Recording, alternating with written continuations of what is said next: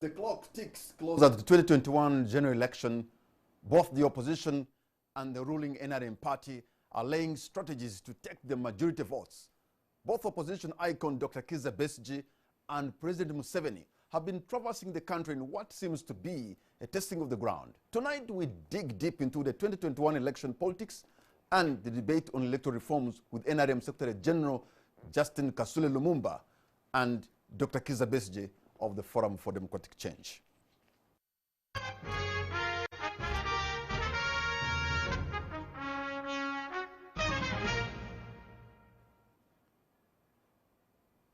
Dr. Besigye and Honorable Justine Kasule Lumumba, thank you very much for honoring our invitation. A warm welcome to both of you.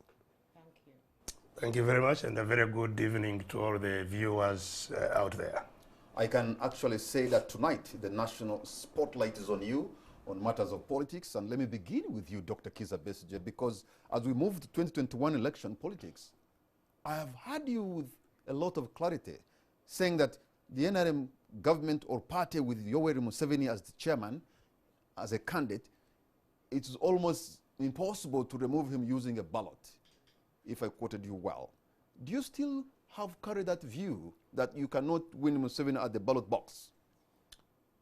Well, I think it's not the question of who to win or not to win at the ballot box. It is a question of the system of governance that we are confronted with, that we are dealing with in this country. And I would like you, Patrick, and all the viewers out there to focus on a fundamental concept that advises what type of politics we have or don't have. And this is the whole question of the rule of law and constitutionalism. You see, in Uganda, we have never had any leader vacate office peacefully and hand it over to another. Every leader has come into office with the help of force and has departed similarly. And that means that mediation of power is or has been through the use of force. Now, that's why it's critical that we understand whether there is a rule of law and constitutionalism in Uganda, because that's what advises then what kind of elections or politics that you can discuss. Now, the whole concept of the rule of law and constitutionalism seeks to establish systems that restrict the arbitrary use of power. In other words, that power is exercised in accordance with the law and institutions established under the law. That power is subordinated to the law. And that is what we should examine. Do we have a rule of law? Because it will answer many of the things that we are grappling with today. Whether, for example, we need reforms. Do we need electoral reforms? The question is, what are you reforming?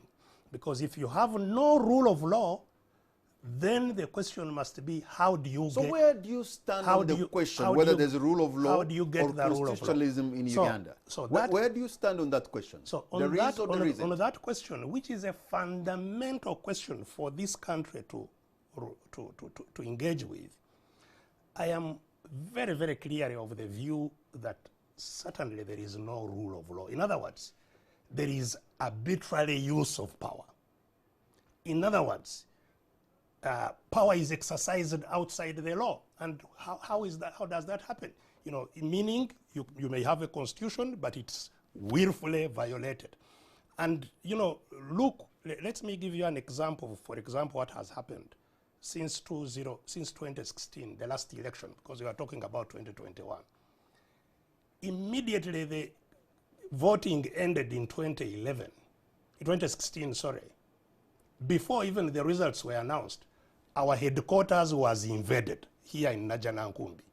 On the 19th, voting was on 18th of February. On 19th, our headquarters was invaded. we were in a meeting, the door was broken, burst into by police, and we were forcefully removed and detained in complete violation of the law. And I was detained, me the candidate, from then for a very long time. And this was established through the courts. My lawyers, because they couldn't reach me, they ran to court and eventually got a ruling of the court many months later that indeed I was under illegal detention and detained in a place not allowed by law. This is an uncontested ruling of the court. So arbitrary use of power. Now, I'm contesting a person who is incumbent. He is the commander. He uses his forces to detain the other candidate outside the law, and then goes ahead to be announced and to be installed in as an elected leader. Now, that's where it begins. You have had us contest the outcome of that election, but I couldn't contest it in accordance with the Constitution because the Constitution requires that the candidate, only the candidate, can contest what has been announced. Now, the candidate was under illegal detention, so the candidate could not protest in the Constitution, according to the Constitution. So that means that the election was not conducted according to the Constitution up to the end. So you have somebody emerging and going into office without the due process for all candidates being followed. Now, so that's where it begins. So you have somebody exercising power. We have since then had attack on Parliament. Again, uncontested, broad daylight, people filing out of the office of the president's office, getting into Parliament, beating the hell out of MPs. You have a speaker lamenting. I'm sure you read the letter of the speaker. Again, uncontested, asking Mr. Museveni, who are these people who came and attacked us? I did not invite anybody to come into Parliament. Who attacked us? So you have now this is the House, the supreme organ of the state, the supreme organ. Because if you say power belongs to the people, it means that the representation of the people is where all the power of Uganda is. It is attacked. This last week, we saw another attack, I don't know, the nth attack on the institution of the judiciary. These are the institutions, if you have the rule of law, that subordinate the use of power. Okay.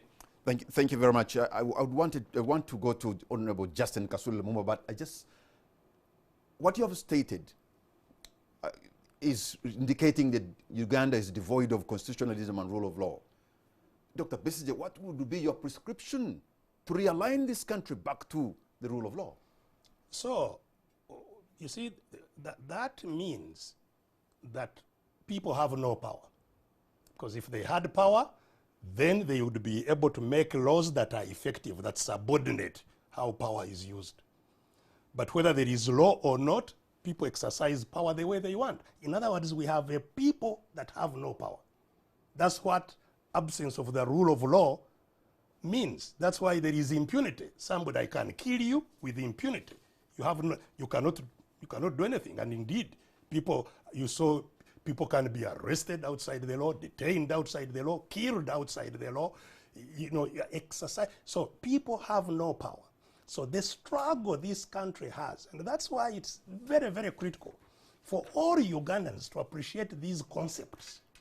Because otherwise, when you are talking about, that there is some kind of a multi-party system, there is a ruling party, there are parties in the opposition, there is no such a thing. We have a country in captivity, captivated by those who control power outside the law, and people that are powerless, whose money can be taken from them, whether they like it or not. That's another concept of that. is okay. how Bank of All right. Uganda is raided. All right, all right. Bank I of have to go Uganda now. is raided. I have to go now to the Secretary General, even though you did not respond on what you think should be done to realign this country back I am to still the here. I'm sure I'll have an opportunity to explain myself. Honorable Justine Kasule Lumumba, on Tuesday you presented NRM views of electoral reforms before the Legal and Parliamentary Affairs Committee. But you have also heard from Dr. Besigye, who is a man of substance. He's been, contesting against the NRM, and the things he stated really happened to him after the elections. He was arrested, he was detained.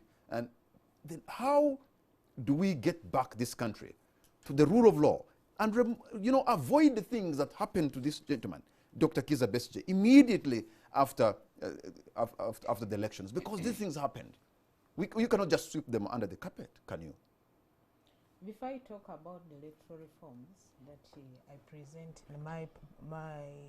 our party position about the proposed electoral reforms, and also issues that have come up that are not stated in the bills, I want to make a comment about what Dr. Kizza Besigye has said. Dr. Kizza Besigye is one person who has been part of the process of liberating this country before they took leadership of this country. But even after they took leadership of this country, he was part of the team that was given the responsibility to guide Uganda and make Uganda a better place.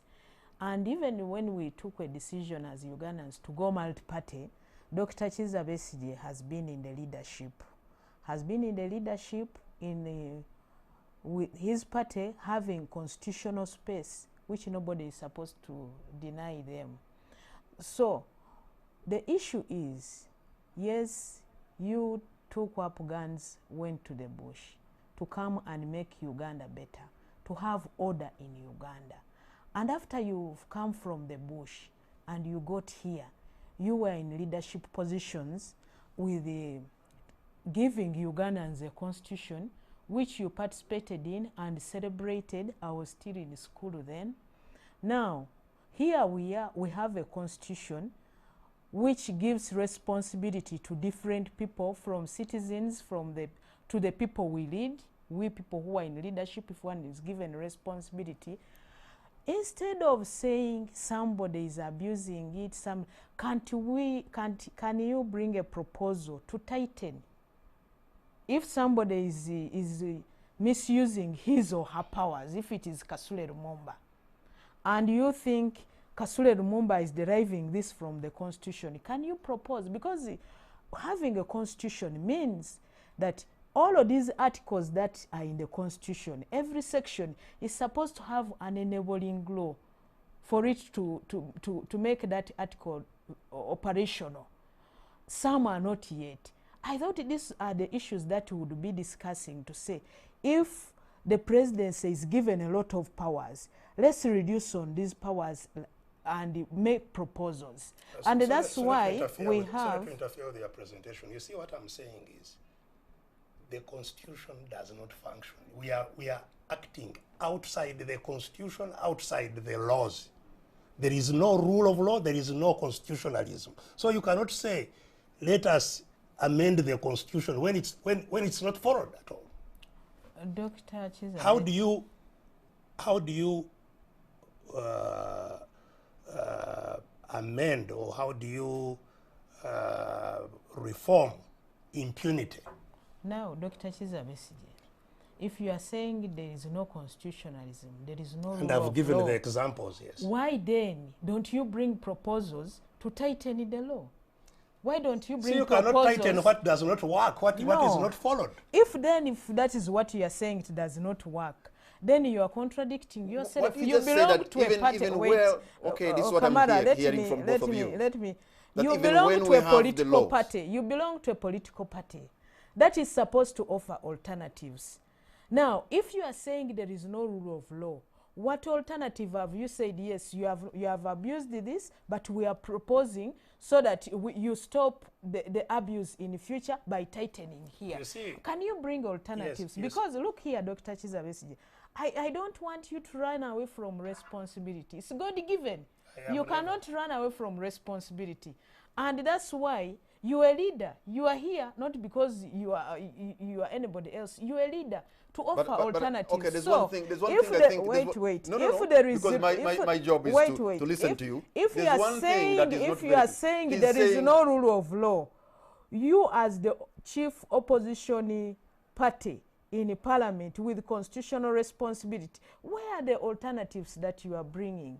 So then that is one. That is now to us as leaders. But we also have a team that has come up to say, let's have a national dialogue, so that we have platforms where we can have this discussion go on.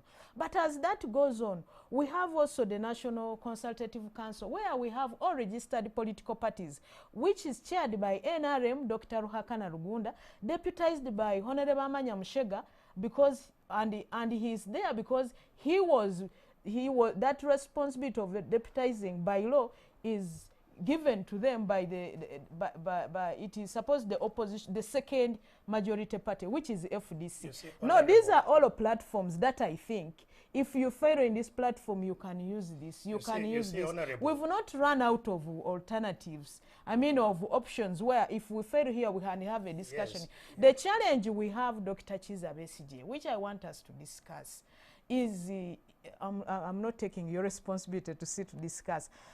Sometimes you people especially in FDC, where we've realized, yes, there are issues here, let's discuss. When we discuss and want to get to the table now to take final decision, you withdraw. Let me give an example. When it comes to iPod, we've really given as NRM some good leadership, members of SEC, we members of the Secretariat, to be members of iPod, so that we have a discussion. We can dialogue as leaders, leading political parties in the which are represented in Parliament.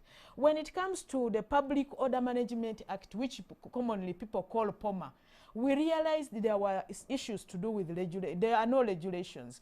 We realized that there are issues when you have when we have public meetings, the issue of notice. Some sections of people in police were taking the issue of notice, were regarding it as seeking permission. We said, let's discuss. Well, let's propose regulations. When it came now to discussing as iPod with the summit, FDC that had participated very well in proposing the regulations, they don't appear. For me, what I want to say, Dr. Kizza Besigye, all may not be well, but let's register there is something good. But there is room for improvement. Yes. But that does not make you and me, be above the law. You see, I think we are talking, at cross purposes. I'm saying there is simply no rule of law. In other words, the law is not respected. Institutions are not respected. I've given you an example of Parliament being attacked. How do you reform that in the law? How do you reform the attack on courts? Not once, not twice, not thrice. Even the whole judiciary went on strike. Still, the courts have been attacked. How do you reform that in law? How do you dialogue out of that? Tell me. So the issue is what I've heard, Honorable Justine Kasule Lumumba, that the laws we have, can't we at least follow and play by these rules?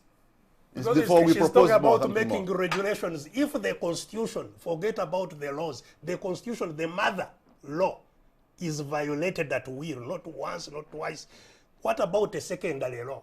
What about regulations that emanate out of a law? That you are concentrating on making regulations to regulate a law when the Constitution itself is being blatantly violated day in, day out.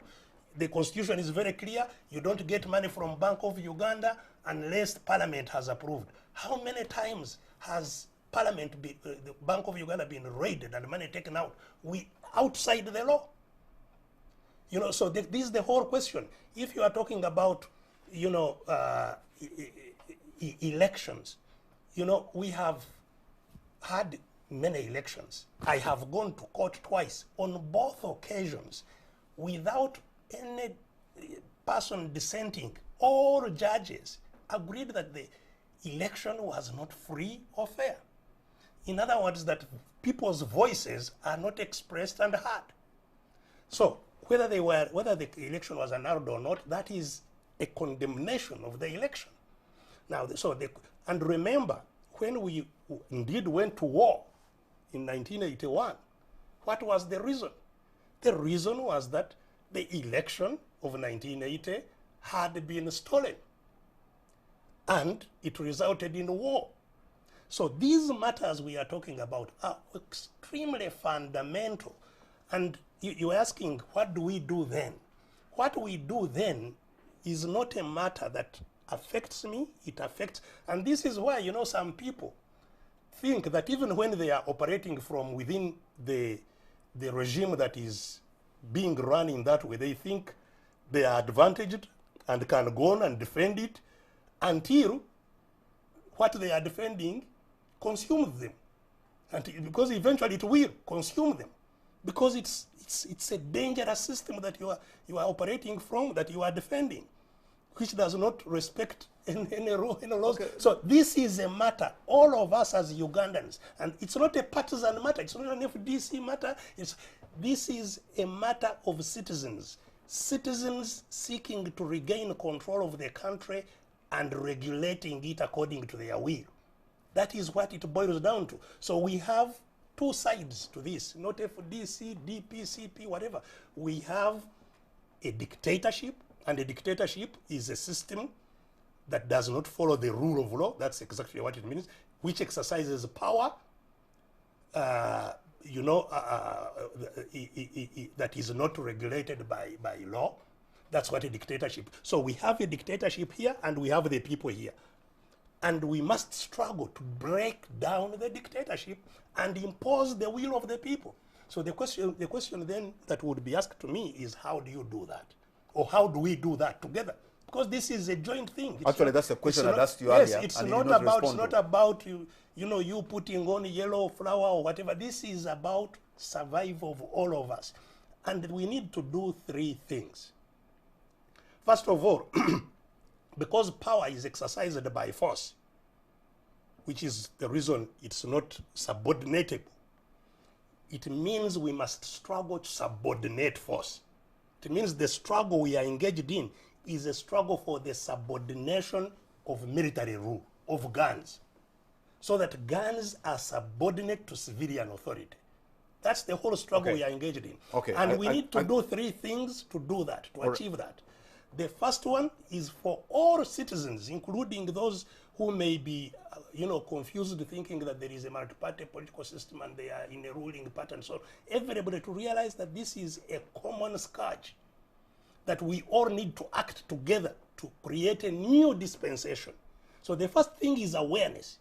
And that is why, indeed, a regime that is dominating the people does everything in their power to stop people being awakened. That's why I'm pulled out of radio stations. What law is there that I am breaking being on the radio station and just giving my view? If my view is wrong, you can come and correct it. But I have been pulled out of radio stations that I have paid for airtime and so on many times, that we cannot hold meetings, that political parties cannot hold meetings, public meetings that are legitimate, that we make our people aware of the problem. So that is the first struggle. The first struggle is to get our people, the people of Uganda, awake, so what makes you secondly, Dr. once people are conscious, the second thing is that people must be organized to assert their will. If people are disorganized, they will never assert their will. They may be many, and that's why even the British ruled us for 70 years when they were few here. We were all of us subjects of the Queen of England by force for 70 years. Why? We were many disorganized. So we must, once we realize the challenges we have, all of us, we must organize to free ourselves. The other time, Dr. Besigye, please, whereas you speak with a lot of clarity on these issues and saying there's no rule of law and constitutionalism. And show it, yes. Yes, and again, sometimes you even say, I'm not going to participate in an election because ABCD is not there. The same you go and submit yourself and follow the same rules. The ground is not leveled. You actually tell us that when it comes to 2016 or 2021, I'm not going to take part because ABC is not available. again you jump into the same system So- that so- you think is so rotten and disorganized. So I don't understand. Why don't you there- be principled? So it's at two levels. First of all, let's clear the principles involved, whether what I am saying makes sense or doesn't make sense, before you turn to what I do. So if we are on clear ground that we have a system that it does not follow the rule of law or constitutionalism, then, you know, the question is, how do we get out? And I have provided what we need to do. So the question is, what have I been doing in respect of that? You see, where you have the kind of abuse of rights that we have been subjected to, which I have talked about. I'm not allowed to hold meetings. I'm not allowed to do this. I'm not allowed to do that. Every opportunity, and the election brings about wonderful opportunity, because the regime, the dictatorship, has an interest in an election to justify itself, to legitimize itself. I didn't come as an observer.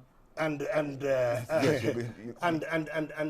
so when it wants to justify itself, to legitimize itself, and conducts an election, it's a wonderful opportunity for us. So that's the reason you're giving. Conscientize people. Okay, Honorable Justine Kasule Lumumba, having given that kind of background and stating the facts as he knows them, and yet here you are proposing some reforms in an environment where Dr. Besigye says there is no rule of law or constitutionalism. How do you respond to some of this?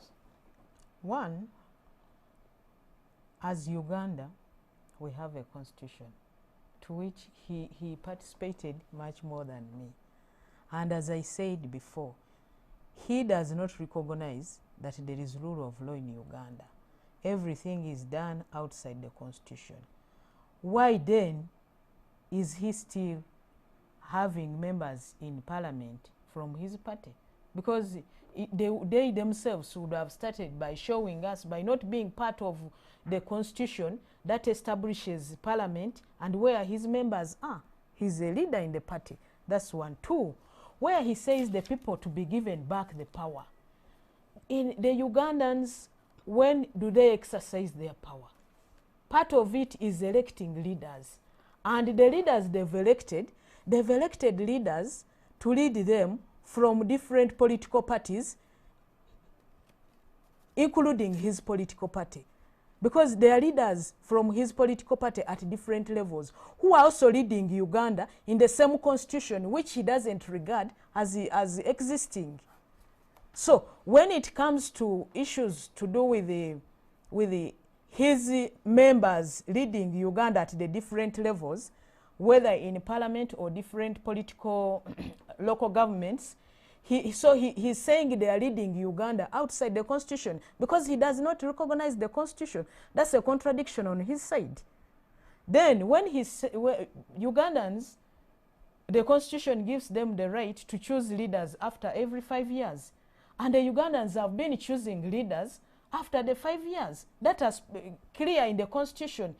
When he doesn't win as a presidential candidate, then he says it is not right. It's not a constitution. They're not doing it in the constitution. But when they've won other seats as the members of his party, then does he still recognize the same constitution or not? No, we should now get it clear.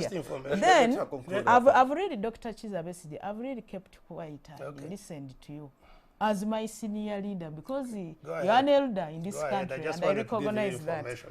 So, when you say Ugandans to assert their will, where is the challenge? Let's come up and say, if Ugandans to assert their will, there are issues which me and him recognize, like issues of corruption, where you find an individual taking up what is supposed to be used by a community and an individual benefits from that. That one, I would also say, let's join hands and fight it. Like he said, they affect all of us. It affects all of us. Whether you are who corruption affects us negatively.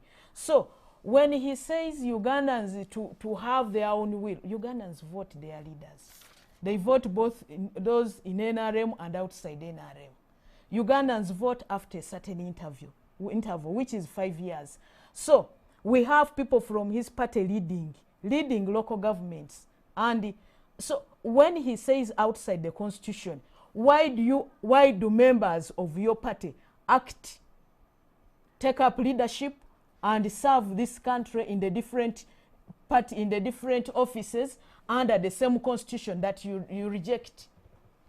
Okay, thank you. So just a quick,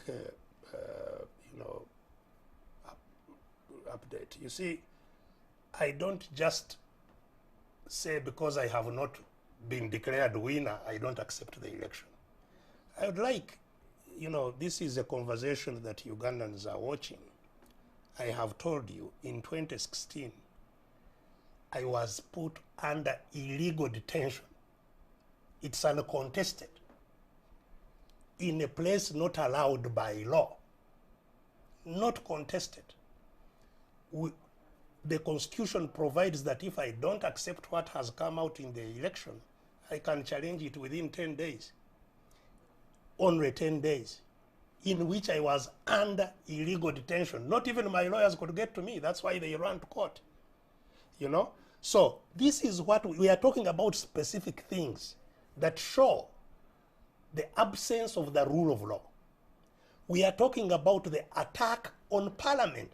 This, you see, this is unprecedented. Even when people talk about the pigeonhole constitution of 1967 under the UPC government, soldiers never entered the chamber of parliament to beat up people. You never had a speaker lamenting to the president who attacked us. This is uncontested.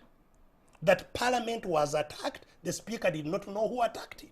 But you have seen the attack on courts. It's uncontested. So let me conclude on what you said. You said if there was corruption, we would unite. This is wonderful. I didn't say if there was. I said there are challenges like corruption. Yes. So let's talk about that challenge also. We have an unprecedented situation again, where the top leaders of Uganda have been indicted for corruption in a foreign country, where there is evidence, mountains of evidence, in an open court, in an open federal court, which evidence is now available with us, because it's in an open court, it's available with us. That I would have wanted, I would have expected NRM itself to interrogate its leaders, being, convicting somebody for bribing its leaders. This is, even being mentioned, this is something that if people had the power, the leaders would even merit before people talk, how. And by the way, that bribery thing was about selling our assets, because after the Chinese man had met Mr. Museveni, met Kutesa, they took him to the energy to inspect the oil things. So these are very, very fundamental problems that show the absence of the rule of law. Because again, not within the party, not within government, not within anywhere, that you see these matters, contended with. Because, the kind of evidence that the country was lucky to see, where everything, where the money passed, the customs, the way it came, all these things are there with everybody. All Ugandans, I'm sure most Ugandans who follow know all these things. Everybody is quiet. So these are the matters that show that we are not, we are simply operating. It's not even an ordinary dictatorship. It's okay. It's a. Okay. But before I would request Mr. Kamara, Dr. Kizza Besigye contested in 2006, contested in 2011. Even 2001. 2001, he also contested. But have you examined yourself what exactly happened in 2016 that happened to you? Why that? Why did it happen before? Oh, different things happened before. You see, and we presented all these in courts, by the way. In because 2006, let me tell you what happened in 2006. I was outside Mulange when Somebody opened the fire in front of me and killed people in front of me. I was asking, why were you arrested in 2016? Why not 2001? Why not 2006? In 2006, 2011? no, in 2000, there must have been an issue. No, in 2006, And I was that- nominated and, from prison. I was nominated from prison, Yeah, charged but- with but- rape, charged with treason, charged with illegal possession of guns, charged with But terrorism. you were nominated because you had it was done within the law. Of Yeah. course, no. Yeah, within the law, which law you disregard. By the way, Then He's one also, politician and that has been also, locked up so many times than any other politician I think on the continent. and And- also and- the issue of him being detained in 2016. I remember as political actors, we had a meeting in Jinja and iPod, and by then FDC was chair, Honorable Nandala Mafabi was the chairperson, and we had a meeting and took on the president as head of the state and asked him, why is Dr. Kizza Besigye in prison? Why has this happened? And if you recall very well, when we went to meet the president, it was Honorable Matthias Nsubuga, the late Honorable Matthias Nsubuga, the Secretary General of DP, who led us. And what happened next, you know very well. Well, I don't But know, and instead, no, I'm telling you that because, you know, you may assume that whatever happens, there is nobody who takes action or who talks about it. But I'm telling you that whatever happened, even as political actors under iPod, we took a step and said, yes, you are the head of state. Why have you kept your competitor in prison? So And the question is, how will that be stopped within the system? Then propose. Don't just disregard and throw away the The constitution. presidential candidate, Honorable Don't Justine Kasule don't Lumumba, just has throw away only the 10 constitution. days. Has only 10 days within which to challenge. But The election, that the is results. now when you are bringing in electoral reforms, because we are proposing even to bring more days instead of only the 10 days, the number of days to be But I was increased. under detention But for still, months. I was under detention for months, not even days. So the question of reforms, you see, the whole thing is. yeah, but Dr. Kizza Besigye, this is when you would now proposals that you have proposals that if you are a presidential candidate and it is you to petition, you know, other person can petition other than those who have been candidates, then let's propose that you should have this. Yes, you have rights, you are not above the law, but there should be this that should be done. Yes. And we expect senior people like you Yes. to be bringing those proposals. yes, and and this is the and I'm time. bringing you- And that's why you see, even when Honorable Amama Mbabas went to court after the elections, that petition, in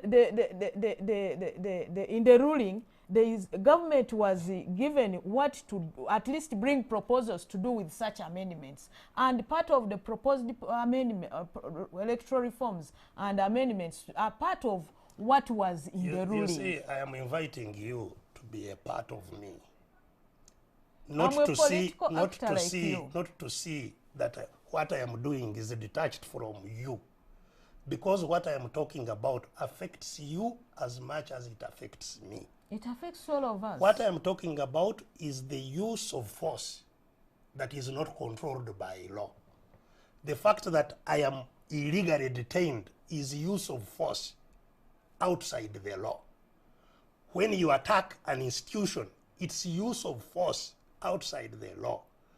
The question is, what proposal can amend that, subordinate the force to civilian authority, And to ordinary people?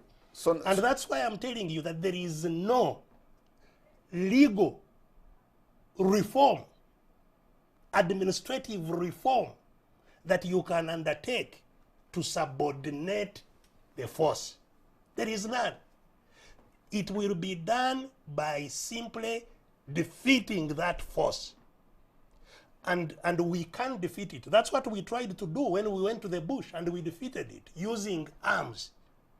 What we have realized is that when you defeat force with force, the new force remains the problem. That's why 1986 did not bring qualitative change. We defeated the guns of Rutwa and Obote. The guns of Museveni are the problem. If we take up guns of Besigye, they will defeat guns of Museveni and become the new problem. So the whole thing is that, and we are not pioneers in this. We are not inventing the wheel. Citizens asserting their will non-violently and regaining power over those with guns. That's what we must do. It's not a process that will be done in a negotiating room. It's not a process that will be done in parliament or whatever. It is a process that will be done politically by you, Justine, uniting with me, uniting with journalists that are clobbered every day on the streets of Kampala because they don't want them to report what they report, and so on. Uniting all Ugandans to say enough is simply enough. Okay. We want our power back. But now, Dr. Kizza Besigye, you as somebody from the disciplined force to which you belong, the UPDF, that means you're a security person. But you are trained, not like me who is not even a recruit. In case you are part of the state and you detect that there is somebody planning to do something that will hurt others, what would you do as a security personnel? Well, you stop them. Why should you let others be hurt? The question is, you do so within the law. You know, whatever law and order. How do you stop? Law and order is maintained within the law. How do you stop them?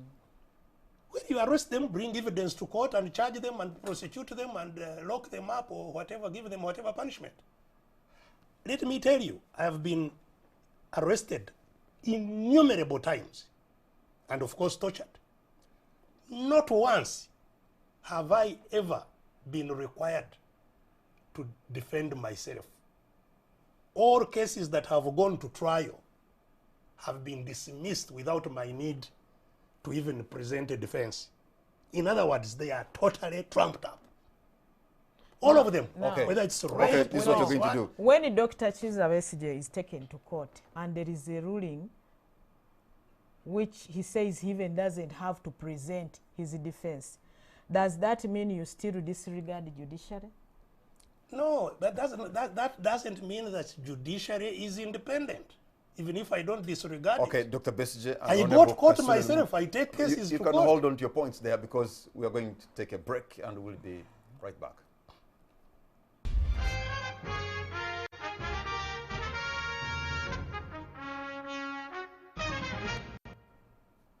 Welcome back. You're watching On the Spot. My name is Patrick Kamara. My guest tonight are Honorable Justine Kasule Lumumba, the Secretary General of the NRM Party, and we have Dr. Kizza Besigye of the Forum for Democratic Change. Honorable Kasule Lumumba, your national chairman has been traversing several parts of the country for what the opposition has called campaigning, early. Doesn't this tilt the playing field, given the fact that Dr. Besigye and other people are not given the same kind of freedom to also meet their people and have their meetings? When President Yoweri Kaguta Museveni was voted in 2016, actually when we were campaigning in 2015, 2016, there was the issue that was raised. Your Excellency, you don't come to us. We vote you, you don't come to us. We said yes.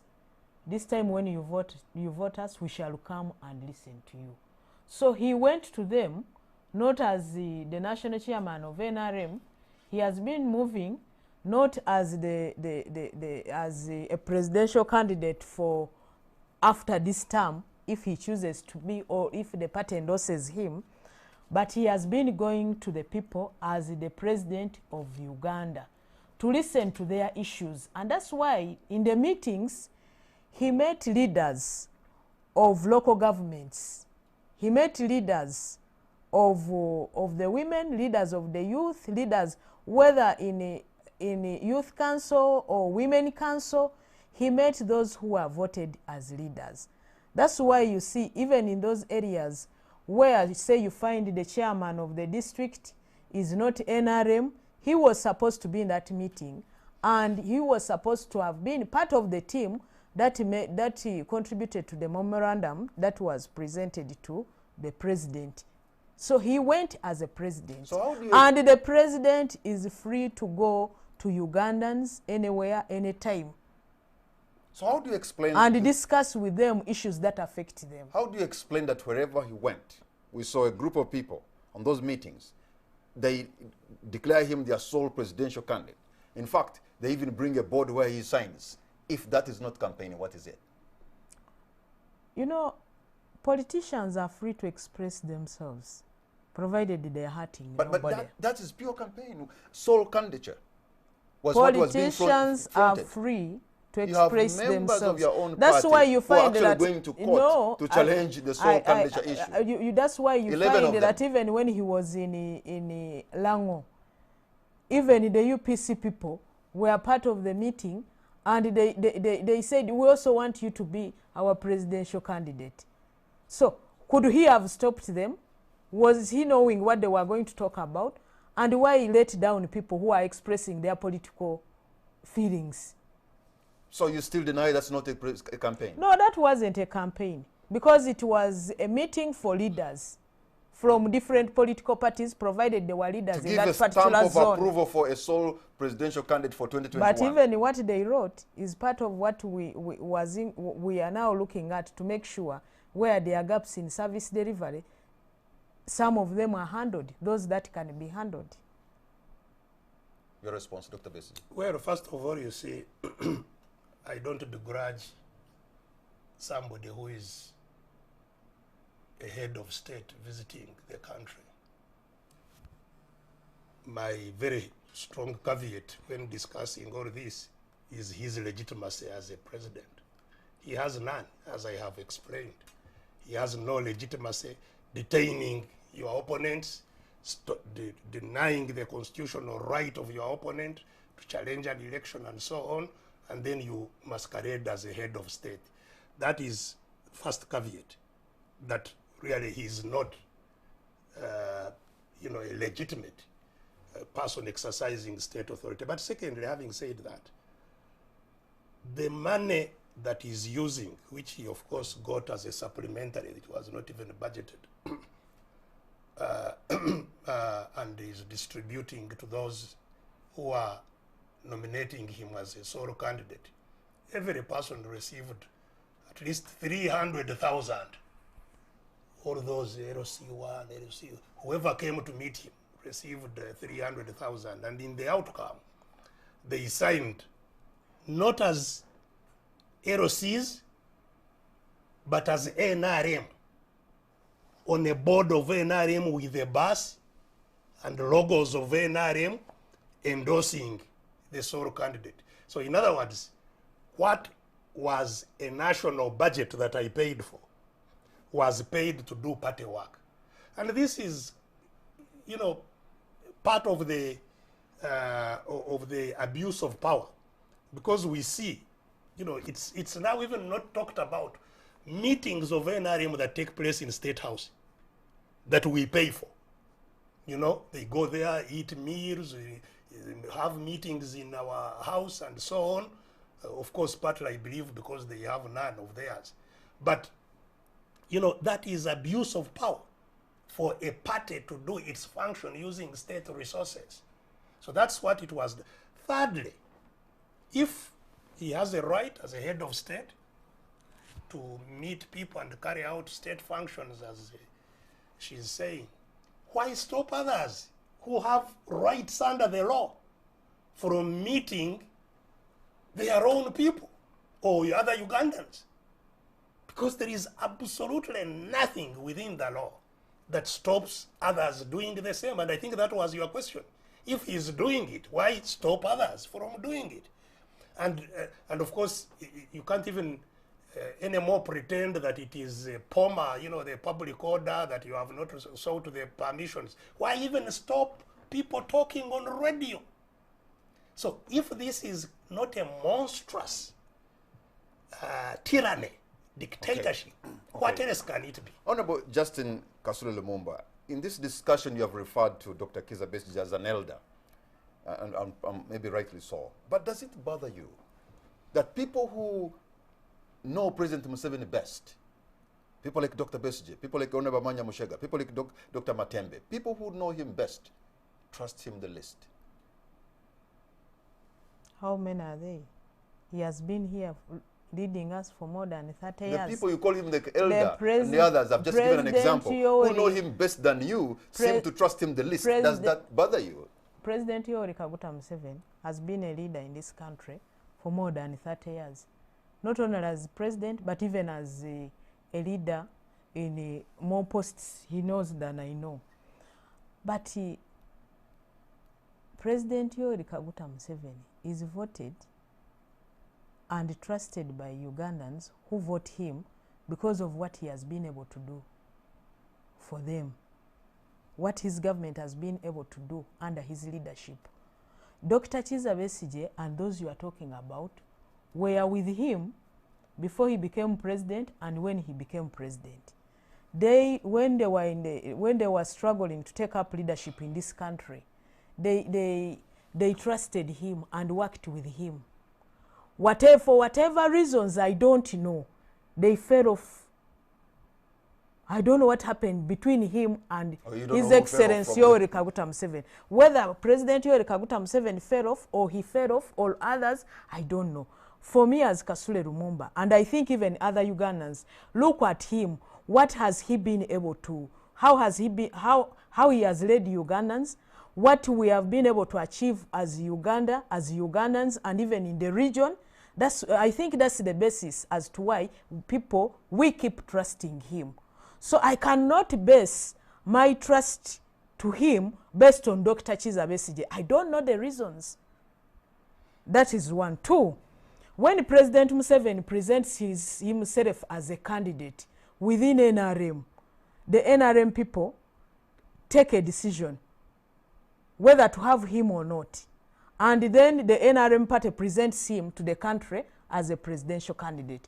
The Ugandans vote him, not because of anything else, I assume because of what the issues of service delivery. He knows why they went to the bush much better than me. And I think it's for those reasons that Ugandans compare what happened then and what is happening now. And that they decide to vote him. So even when he himself, Dr. Kizza Besigye, declares him an illegitimate candidate, when people have voted him and he's been declared by the Electoral Commission as a winner, you know, Dr. Kizza Besigye, for the little time I've been in the national, at the national level as the Secretary General of NRM when we are having elections, let me talk of 2016. The biggest challenge we have, especially people who compete with NRM, you don't have agents at all polling stations. Because if you say you won, how many votes did you get and where? So that if you say they've cheated you, say there was cheated at this polling station. I stay in Mukono. But there is even a polling station where you didn't have an agent. So when you talk of President Museveni being illegitimate, that is now your personal view, which I cannot stop you to have. That's your personal view. But for me as Kasule Lumumba, President Yoweri Kaguta Museveni was voted and he's the legitimate president of this country for this term of the 5 years, because the mandate was given was for these 5 years. The issue of you not being allowed to go and have public meetings. I told you that let me begin with public meetings. We realized that the challenge maybe is because of the regulations, but also the interpretation of the word notice in the Public Order Management Act, where we agreed as IPOD that it seems police thinks this word notice, they interpret it to go and seek permission from police. No. It is to inform police that I want to hold this meeting. But also, police should be able to tell the organizers of the public meeting that you cannot hold this for this reason or the other. And let it be in writing. Because if somebody the organizer or the agent has informed you in writing, have also courtesy to, first of all, to acknowledge the receipt of that notice. that has been filed, and then write back. But do you do that as FDC? Do you do that as the organizer of the public meeting? Well, as you said, you know, I've already had quite a number of questions from her. Maybe Then the issue of I'm sorry, the issue of but I don't want to draw conclusion because I may not have the full fact of what you may have for a particular question that I'm asking. So I don't want to draw conclusion as a leader. Then the issue of the radio programs. If you are inciting violence, there is no way the security people, the police, the state, people within the state can leave you to continue inciting violence until people have fought. That's when they will stop your program on the radio. Sometimes, and because of the freedom that which was ushered in this country, to which you were part of, sometimes people abuse the freedom of speech and incite violence. So you are So convinced, that in some cases Dr. Besigye is stopped from speaking on radio. I said in a case because you are inciting violence, do you expect the people in charge of security for that particular area to wait for you to conclude inciting violence before they take action? you see, And if they've done that, you go and discuss with them, and if they can't listen, if you can't have a good discussion, then you go to court. Because you already told me that even court, without even him presenting his side of the story, without even him presenting, the court has ruled in his favor. You have also put a question to him, so let him respond. he actually put many questions. First of all, of course, he was asserting that Mr. Museveni was elected. Let me tell you, and you say you didn't know why he went to the bush. He has written it, he has put it in writing. He went to the bush. I said I don't know, I don't know as much as you know. Well, because you were a part of it. But at least you know what he has written down. Yes. I hope you have read it, that he went to the bush because the elections were rigged of 1980. And somebody was announced as a winner and was sworn in. And there was parliament. And our party, I was still in the same party as him, called the Uganda Patriotic Movement. Our party won one seat in parliament. So we also had a member of parliament. Dr. Chiu. Yes, we had a member of parliament. So, and they were courts. So, why didn't he go to court? Why didn't his member of parliament go to parliament to ask for reforms, which you are talking about? The reason is for the same situation that I am describing, that there was no rule of law. Once there is no rule of law and constitutionalism, then you cannot, seek protection of the law because it's not being observed. When people are being killed outside the law, when people are being detained outside the law. So, it would not be NRM arguing that because somebody has been declared a winner and sworn in, therefore automatically he should be respected, he's the elected person. You must come through a free and fair election. And unfortunately for Mr. Museveni, whose war, the war he started, which I participated in, led to more than 500,000 people dead. He has, on account of a rigged election, the elections he has that have kept him in office, none has been characterized as free and fair. Certainly by the courts ruled the other way around, that they were not free or fair. Indeed, as I have told you, in some of those elections, in the last one, he detained me at least after the election. In 2006, I got out on bail in January for the election to be held in February. I was nominated in prison, and so on and so forth. So, this is why I say that why we parted from Mr. Museveni is not something to postulate about. I have given you accounts. You have not contested any of those, blatant violations where there is rule outside the law.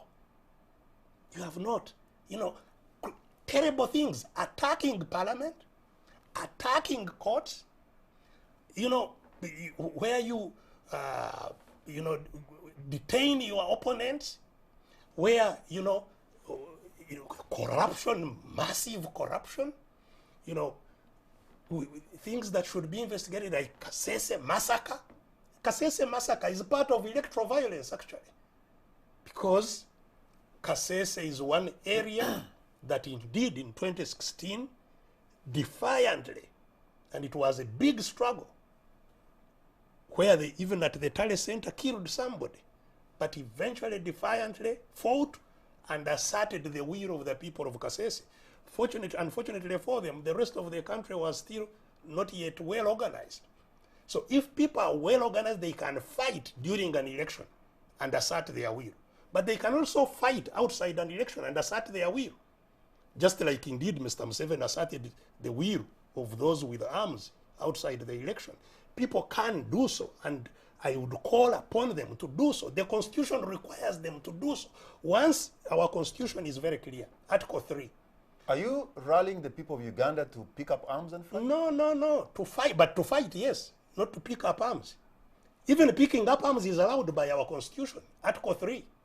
When the Constitution has been trampled, as it has in the cases I have described, Article 3 imposes a duty on us, on every one of us, to make sure that a constitutional order is restored. That we should do everything within our power, not just through an election or through anything within our power. So that's what is required. This country is in a deep, deep crisis. That we have, Uganda was formed by the British and Europeans in 1890. From 1890 up to today, no leader has ever handed over power to another. That Ugandans are controlled by guns. It's a time we subordinated these guns. And that's the struggle that is on. It's not about FDC, it's not about, yellow, blue, what. No, it's about Ugandans having control of over their wealth. Their wealth is being, land. Look at what is happening with the land. Once you have no power, you have no control over wealth. Okay. Look at what is going to happen to the oil. All these things. Look what, Kampala. Kampala has been stolen. All through. By the way, when I talk about where I was detained, where I nearly died, it is in this very house where we are seated. I nearly got killed in 1981 here in this conference center where this radio, where this television station is. Many people I was with in prison here have never been seen. Some senior people, ambassadors, magistrates, what were together in the prison here. They have never been seen.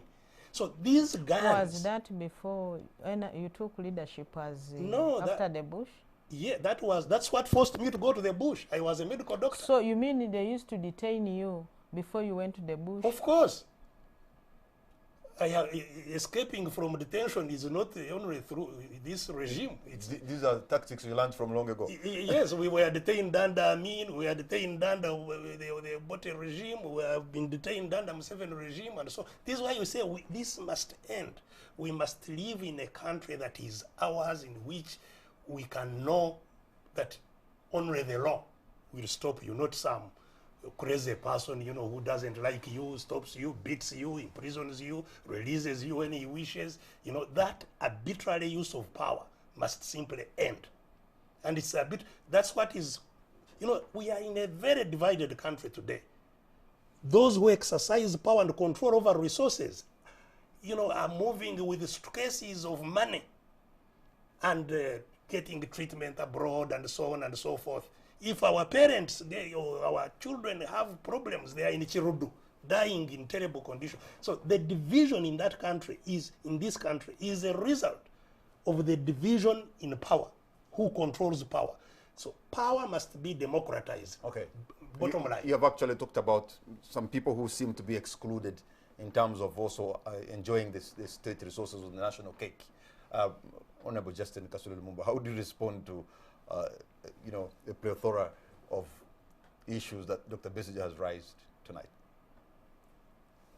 The issues Dr. Kizza Besigye is raising are issues that must be handled by all of us. Absolutely. When we are talking about the issue of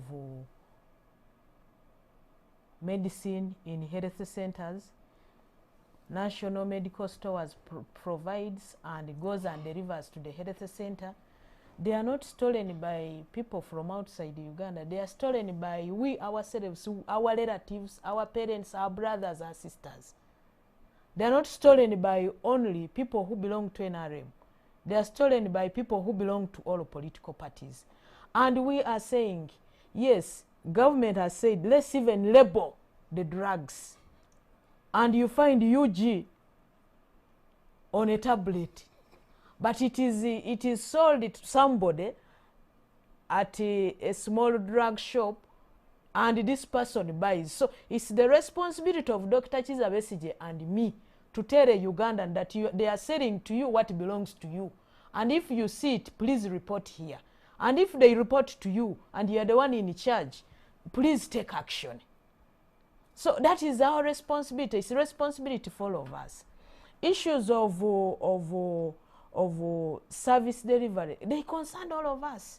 Issues of welfare of everybody, we are all concerned, because it is we who are given the responsibility, whether me in NRM, the ruling party, but equally the opposition also has that responsibility. True, they can so also what I'm saying is that instead of Dr. Kizza Besigye saying the constitution, rubbishing the constitution, rubbishing the laws, the issue is we should all get to the table and see what is wrong and make sure we fix this with a big nut where we can't have air going through. Now, when it comes to the issue of elections, you and me must make elections credible. You will continue complaining where I'm saying it is legitimate. And when I say it is legitimate, you cannot remove that word from me. Equally, I cannot remove the word illegitimate from your lips. But here we are. How do we make it better? Parliament has said we have electoral reforms. How do we improve? Government has said these are our proposals. And then there are proposals that are brought because of the ruling that was made in 2016.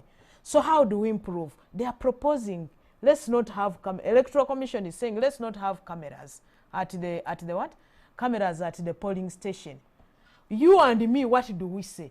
How best do we want to have it? You went to the bush, came back. We had the first elections in the 96. We were voting in this black chivera, black polythene bag. You have kept, we've removed that and said let's have it transparently. Now if you have said, we have said let's have it done in a transparent manner, done in a basin when everybody is seeing that everybody is carrying one ballot paper. Others are saying we shouldn't have cameras. Others saying let's have it done in a transparent manner. These are the issues now we should be discussing. But you rubbishing everything makes it so difficult for yourself, but even for those who are in charge. Okay. Honorable Justine Kasule Lumumba and Dr. Kizza Besigye, we're going to take a break. And when we come back, I'll open the lines so that you too can be a part of this discussion. You'll see the numbers on your screen. Please pick your phone and call and make it very precise so that you can have maybe a couple of callers to engage these leaders here. We'll be right back.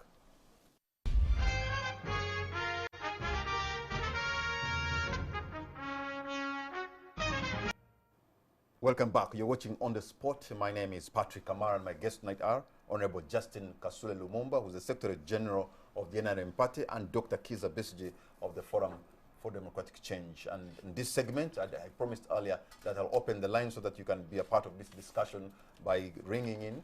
The numbers on the screen and tell us what you think about the issues that we've been discussing in the last 1 hour. But I think now I should be able to change gears and look at something different. The United States government had,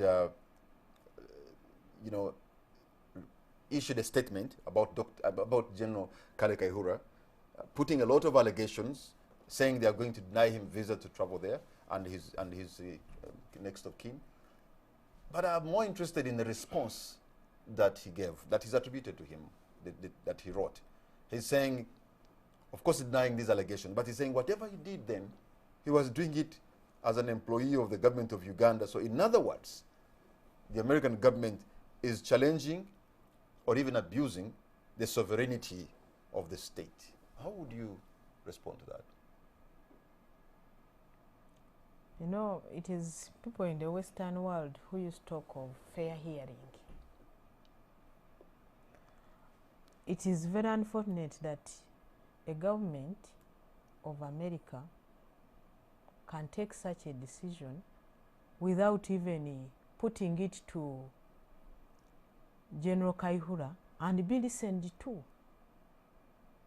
Because assuming whatever allegations they have against him, he challenges them and they are not true. Even just proving that point that he has said that he was doing everything on behalf of government. So when are they going to listen to General Kaihura so that he, but also be able to know that Uganda is a sovereign state?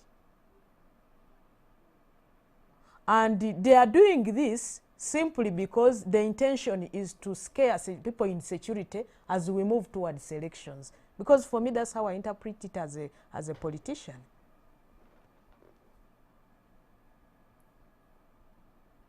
So I would really argue the American government that looks at, that is known to really respect human rights, to be the leader in respecting human rights, to listen to General Kaihura as a person, but also know Uganda is a sovereign state.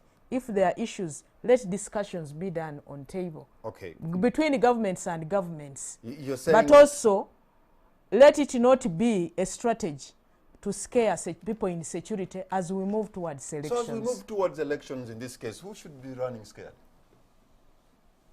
No, it shouldn't be that people should be scared, should be running scared. But if you look at this, it is meant to intimidate people who are responsible for security in this country. Dr. Besigye, I remember back then, I think NTV had just started and then they picked one of the promos they're using in the news when you raised your finger, index finger, and saying Kaihura, Kaihura, Kaihura. You, as if were the prophet of doom for the man going down.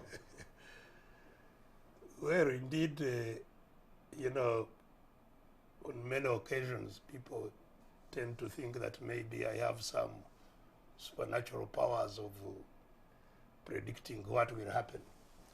But it's, I think simply logic. You see, the question is, in this case, has Kaihura, in the discharge of his duties, overstepped his mandate?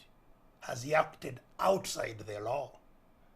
And don't forget that we have tried to prosecute him ourselves here, and the DPP has discontinued those prosecutions and in fact acted in a manner that is really abusive of our constitution itself, because when the DPP takes over a case, it should take it over not to end it, but to prosecute it.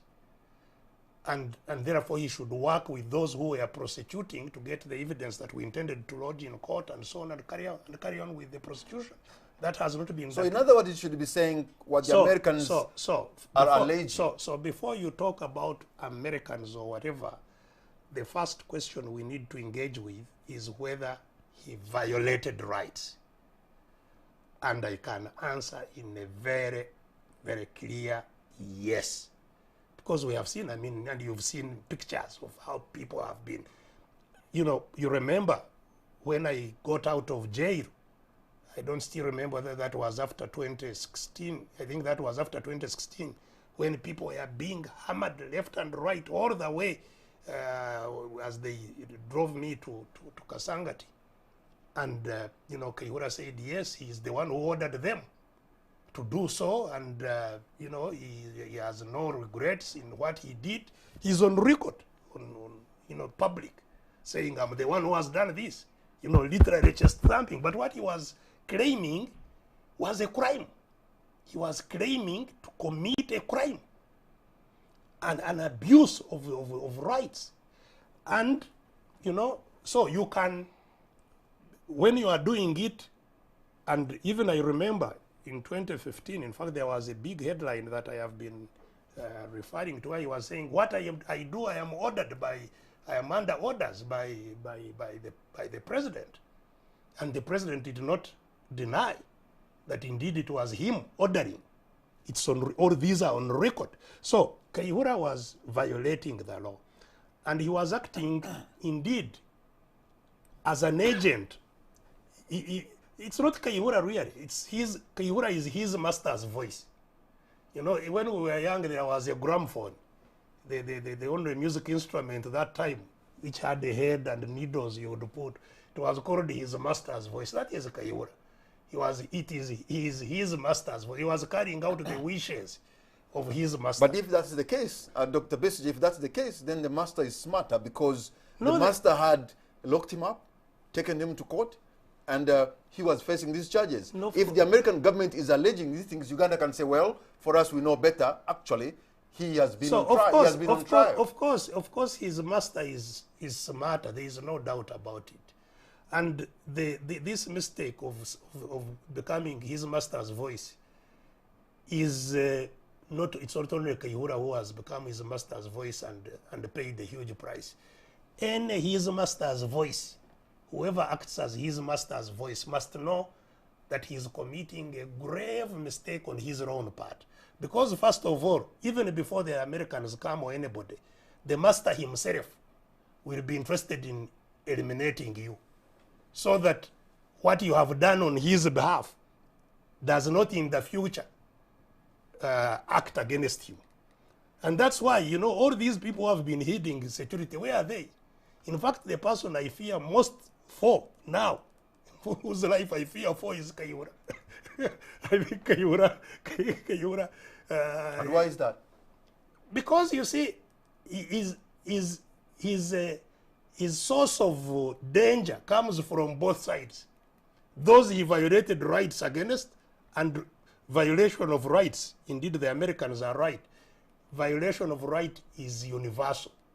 When I violate right against you, I violate it against all human beings.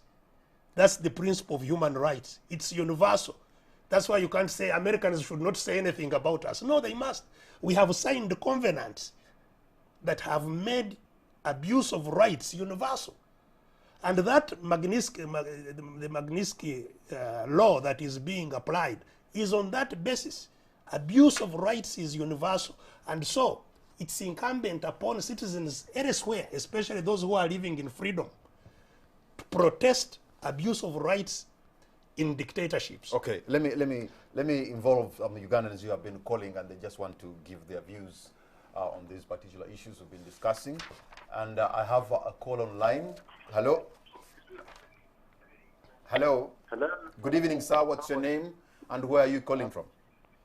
I'm called Kizza Besigye. I'm calling from Monyonyo. Okay, you're on air, sir. Thank you very much of those guests you have brought for us. Hello? Yes, you're on air. Please go on. So I have nothing, I have no question to ask, but I'm thanking Dr. Kizza Besigye for the very good conversation he has given to us. I need you as to assist us to bring the head of state. They exchange words with our leader, President Dr. Kizza Besigye. Okay. Possible. Thank you. Thank you very much. Our caller from Monyonyo there. For you, you seem you're happy with Dr. Besigye's submissions, and you you're happy with the engagement. Let me take another call online. I have a call online. Hello. Hello. Yes, good evening, sir. Hello. Hello. Hello. Hello, officer. Hello, officer. Good evening, sir. What's your name and where are you calling from? I'm called Baluk Richard. I'm in Kasese. Baluk Richard in Kasese, you're on air. I'm in Kasese. Oh, it looks like we have lost the connection to Baluku Richard in Kasese. What a pity. Let's try to get another person. We have a call online. Hello. Hello. Okay, that one is giving us an echo, so I'm going to go to another line. I have another call online. Hello.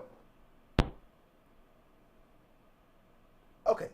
I'm going to try the last attempt.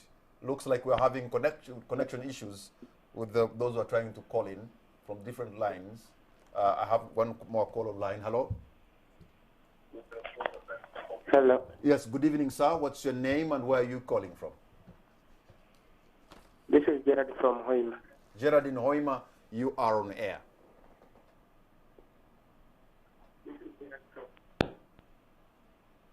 Gerard, you're on air. Okay. I think I'm going to cut the lines because I'm having a problem with them. But just in case my producer and the technical people in the production, if they can be able to make it solve that problem, then we'll have them run again. Yes, Dr. Besigye, have made your submission, and I'm thinking if the issue is violation of human rights, and ever since we started this discussion here, Dr. Besigye was talking about violation of human rights left, right, and center, then it appears maybe there are many more people other than just General Kaihura who could face a similar problem.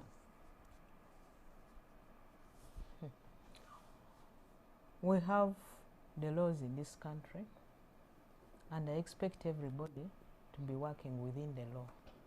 But what I would think, if anybody acts outside the law, it should be the responsibility of all of us, including myself, to make sure we bring it out. So the issue of whatever pronouncements the American government has made on General Kaihura, I still insist he should be listened to. Yes, it is universal, like you say, but have they proved? Yes, he was the head of the institution, but even whatever happens in the institution, we cannot pin it on him, because some of them happen when me and you are seeing. You can exonerate somebody and say, yes, he was the leader, but so is the one who did it. Like I remember very well when Dr. Kizza Besigye was in his car around the roundabout Kubiri, and somebody went and hit the screen, and they spread, I think, pepper on him. Everybody came up and condemned it, and the person who did it was singled out and was held responsible for his actions. In what way? So, in what way was he held responsible? But where is he? He's in the police. He's there. You follow up, you find out. Follow it up, you find out that your son, because I know you know him, is your son in an African context. The institution held him accountable for his actions. In what way? And even the disciplinary action was taken. I'm not aware. Him. Okay. Our time is almost out. I'm going to ask you, Dr. Kizza Besigye, to give us your concluding remark on the show tonight. Well, first of all, I think to the gentleman who called from Munyonyo, he was saying that, you know, these issues that we are engaging with, we should even engage with them, with Mr. Museveni directly. I think he was putting a challenge on you. You invite Mr. Museveni, he sits there, and I sit here, and I put all these things to him directly. You know, he should now account for the war he conducted that led to the death of 500,000 people, why that war was conducted, and what has happened subsequently. You know, the accounts, you know, we should be confronted with all these things. You know, the 10-point program that we came out of the bush with, democracy is attacking parliament, the democracy that people died for. Corruption is him being, you know, accused of corruption internationally and people sentenced to prison for bribing him. Is this the corruption that people died fighting for? You know, security, all these things. Let's I think that is a good suggestion. I would challenge him to a discussion across the table. Because, you know, we were young people. We gave up our lives. We gave up our professions to try and cause change in this country. You know, those years in the bush, you know, they're very painful, you know. We are young people. Why did we go through that? Only to come back and do worse, you know. So these are matters. He's right. I think it should not be just talking in quiet rooms. These are matters that the country should engage with upfront. And more importantly, as I said, and Patrick, is that we shall not get out of captivity lightly. We are captives. We are captivated by force of guns. We shall not get out lightly. We must fight out of it. We have chosen to fight without guns this time as the right strategy, and we must do so, whether there is an election or outside an election. Fortunately, Ugandans, I think in a large measure, have woken up. All over the country, people have woken up. Those who were saying, Tweba Katulo, we are sleeping, NRM brought us sleep, hunger woke them up a long time ago. All right. This is the time, you know, to really solve this matter once and for all. It's not a struggle. It's not a struggle. It's not a recent struggle, as I have pointed out. This is a struggle that comes way back from before independence, being controlled by guns. This is the first time that we shall solve it. All right. Thank you very much, Honorable Justine Kasule Lumumba. Your concluding remarks. The issue of bringing here His Excellency Yoweri Kaguta Museveni to have a discussion with Dr. Kizza Besigye is good, but I let it not be done with the spirit of individuals having a discussion. It should be institutional. It should be institutional because Dr. Kizza Besigye, in politics, he belongs somewhere. His Excellency Yoweri Kaguta Museveni, in politics, he belongs somewhere. Let's have that discussion at institutional levels, not individuals, because we have also a challenge in this country where some people want to individualize issues and individualize issues leaving out institutions. Let's move as institutions because that's the best way we can build so that even when me and you are long gone, the institutions will still move. There are two institutions, so the captors and the captives. Those are the institutions. We can get representatives of those who have captured the country and those who are captives. Those are the institutions. I don't recognize these, when Dr. Kizza Besigye was still working closely with President Yoweri Kaguta Museveni, others like Honorable Cecily Ogwalo were using his language. When he stopped working with His Excellency Yoweri Kaguta Museveni, he's now using the same language with which Honorable Cecily Ogwalo used to use. How do we stop that? It's the responsibility of all of us. Okay. Thank you. We should stop personalizing. So not personalizing. So, and we should not only change the language when we stop working with him. Even when we are working with him, like me, I've recognized the issues of corruption. I wrote about corruption when I wrote about corruption in 1999. In that document, I was still in NRM. Dr. Kizza Besigye. There were no parties even at that time. 1999, when I was going to be court-martialed. You've forgotten? Okay. You had your time, sir. So, issues to do with the attacking with the parliament. We also saw how members in parliament behaved, jumping on that table, the power of the speaker, the sanctity. But these are issues we should all come up and portion blame. You did wrong, not to say that security did wrong to come in to make sure the sanctity of the table of the speaker is preserved. The speaker is in So, charge of the the parliament, discussion- not anybody. He did not call for help. She did not call for help. But the state shouldn't have looked on All right. when others were All right. beating Thank others. you very I want much. to thank you. I want to thank you, Patrick Kamara, and I also want to thank Dr. Kizza Besigye. And as somebody who recognizes him as an elder, I was calm and listened to him. But for me, lastly, I want to request that let's work together. Issues of running away when the responsibility has come for us to take a decision for the good of this country, which is so common with FDC, we should stop and have a discussion and agree on a way forward to make Uganda better for both. Thank you very much, Honorable Justine Kasule Lumumba, Secretary General of the NRM Party. Thank you very much, Dr. Kizza Besigye from the Forum for Democratic Change, and all of you who have been a part of this discussion. You've just heard from Dr. Besigye that there are two groups of people, those who have captured and those who are captive. So I don't know where you belong, but if anything, we should belong to the family of Uganda, or we can debate like they have debated here. They have disagreed, but with respect. I think that should be expected from each one of us. Thank you very much. Good night and God bless Uganda. Good. Yeah.